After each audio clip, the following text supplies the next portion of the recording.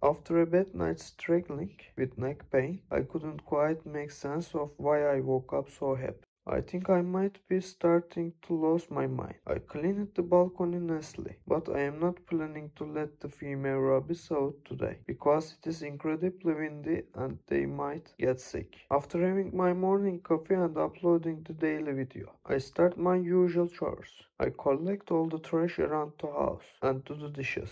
Meanwhile, since the wind has calmed down, I let the rabbits out onto the balcony and start cleaning their nest. Grinder will use the female's nest for 2 nights without the females. After cleaning the nest properly, I remember there is football match today and watch it. Afterward, a quick sweep and wipe off the floor and finally eat something. Having taken my shower, I am ready for tomorrow. I am excited. There's a piece of content coming tomorrow that I think you'll really enjoy.